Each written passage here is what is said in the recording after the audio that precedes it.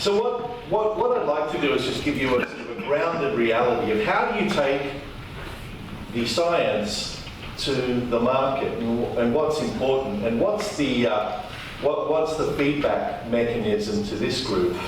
We're a player in the market.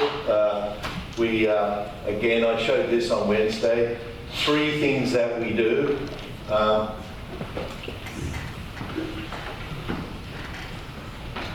I'll tell you the 3 things we do, and I'm going to ad-lib this.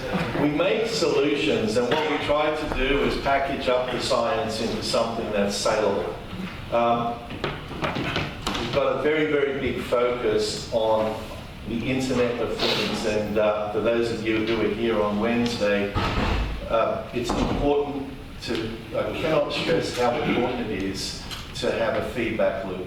Sensors being able to measure what it is that you are controlling or you're outputting is essential. And the third one is a point I'm going to make, is that right now it's too bloody expensive. It just is too expensive. far-UVC has to have a significant step change in price if it's going to be deployed more broadly. We've taken, maybe it's called a little approach. It's a very cautious approach, it's a very compliant approach. And the reason we do that is because we're right at the pointy end. We're dealing with people who have no knowledge of this, a lot of trust, and they're parting with good money. And what we've been very focused on is compliance. We've taken a very, very, very close look at how do we play in the US market, and we've taken a very conservative view. Before we released anything, it had to be UL 8802 approved. We wanted it to be SCC at the minimum Chapter A, Part 15 Chapter A approved. EPA, of course, compliant with ACGIH. We ended up having them CARB certified. And importantly, we thought for our diffuse model, which uses an Ushio 1.5 module, we did submit it for UL testing and had it validated at less than 5 ppb with the test criteria. In fact, less than 4 ppb, and is now 0 ozone validated. Obviously, it emits ozone, but to a point which is just at that very, very, very low level. So we've taken a really, really focused approach on how do we release our launch product, and it had to be focused on compliance. So I've got some 5 points of feedback here to the team. This is not good. So I'm going to use my strength of character, my charm, my great delivery technique to make these 5 points. The first one is this, and I say this as an industry player, as a businessman, and not as a scientist. Thank you, and it's really, really heartening to see these robust discussions, and I'm proud to be a witness, and I'm not going to say I'm brave enough to be a participant, but a witness. How do you come together as a scientific community and make such progress in the last year? I just want to say thank you to this whole community for the passion and for the progress, because it makes life a lot easier. We're in the business of taking bets on technology and science, and it sure helps to have so much passion, so much professionalism, and so much, again, robust, valid discussion. We're a very proud sponsor. The second is the point I just made.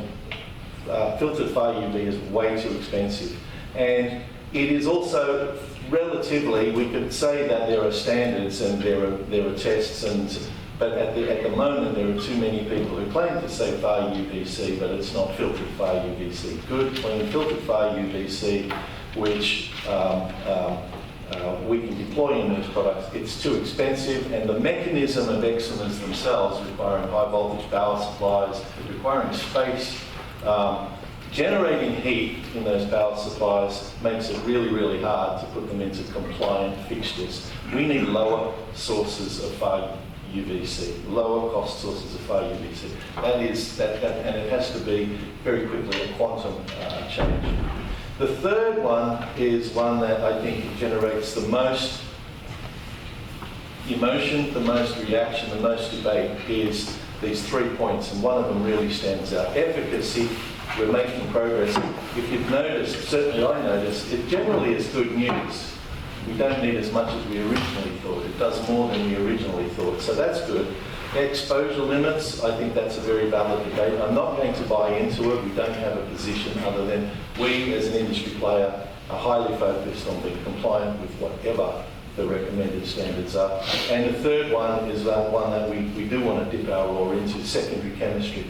I have a view, and again, it has no scientific basis, but we certainly have a very, very prestigious science advisory board and a very prestigious team at Lit Thinking who are qualified. I believe that this debate on secondary chemistry could be called the war on modern indoor environment, and somehow far-UVC is being dragged into it. We need to focus more on what the real base issues are. What's the isotropic level of ozone? How many parts per billion is coming into a building? That has an effect, and it has a big effect, because in a typical city it could be 30 to 40. In a city at high altitude or high photochemical pollution, it could be as high as 70, even more. In the United States, in Europe, we're not talking about a gridlocked place in the third world, and we need to keep that in context. The second point, and it's something that I also feel strongly about, is that the lives of millions, being able to eliminate, or not eliminate, but significantly mitigate airborne sources of infection, shouldn't be held up when similar scrutiny isn't being given to things like carpets, ozone-absorbing paints, all of the man-made products that go into a building need to have the same scrutiny. And I'm not pushing against any of the points that are made here, but I just feel that somehow, given all of the mitigation that we have, it seems to be getting bogged down. We can scrub ozone out of the air cost effectively. We can increase the ventilation a marginal amount to ensure that it is a lower ozone when you turn the far-UV lamp on. You can actually do that without having to spend a ton of energy. And then obviously the other one is the Sophie's Choice issue that many government departments will have if they want to promote far-UV. It's very, very simple. You have absolute, concrete, measurable, real-time measurable goals in terms of energy efficiency and carbon emissions, but at the same time, for example, in the United States, the CDC is recommending a minimum of 5 air changes per hour. Now that costs money if you do it just through ventilation. So somehow we've got to sort of bring this all together and fast track it to say there is a way, a very, very simple way to ensure that not only are we not going to make the ozone levels go up, but we can bring them down. Those interventions are very, very cost effective. And again, if you want to look into our playbook, that's where we're heading, to make sure that we answer the question. It's not going to be one more cigarette isn't going to be bad for you. It's about, this is simple. This ozone issue is a simple issue to solve from an engineering perspective. And this is not to say that the debate should not happen, the discussions and the discovery and this robust dialogue shouldn't continue to progress. But I have to say, it is frustrating because this is creeping into decision-making that people with real dollars, with real issues to solve, their decision-making process can sometimes be quite, frankly, deranged, and they get a worse outcome. Adoption is slow, there's no question. And let me just say very, very simply, in business, particularly organisational decisions, unless you can show a return on investment, we call it a what for what. If you can't articulate that very, very clearly, very simply in the first sentence, it's over. So right now we're restricted to these early adopters, people who are already convinced, who are passionate. And sometimes those decisions are irrational decisions from an economic perspective, but they continue to progress, and we need early adopters and we need early alpha adopters to prove these case studies. I think hats off to my fellow participants in the industry, my competitors, great work there, and we want to play our part in creating those alpha early adopters.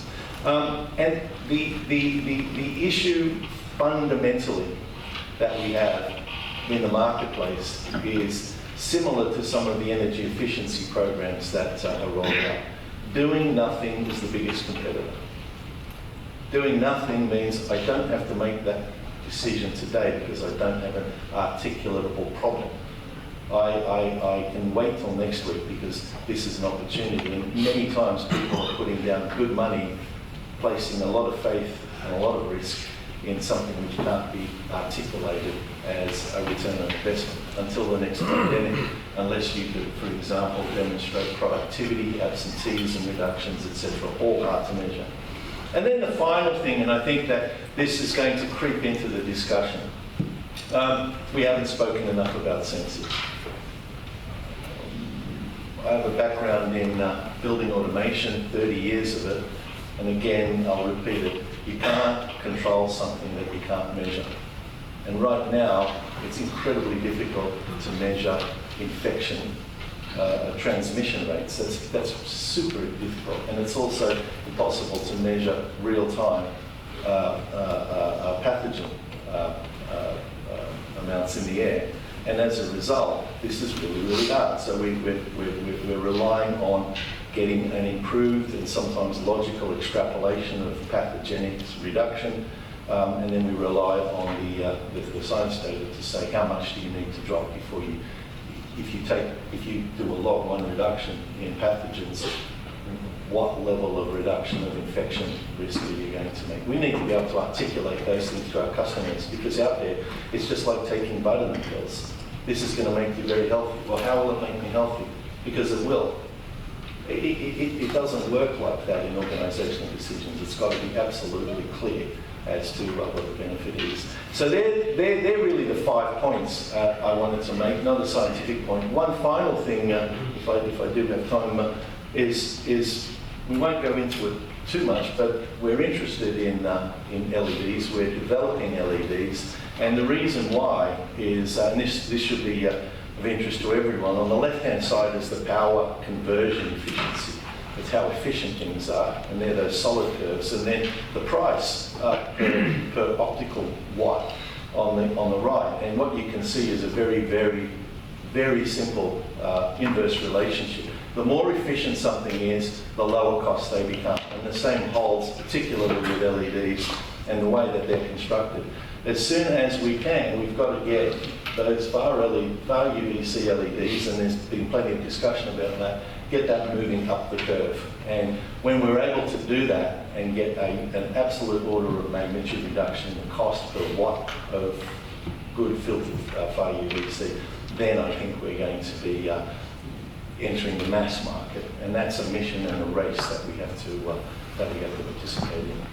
So with that, thank you very much, and look forward to, we hope, responses next year at ICFUST 2025. Any questions? Thank you.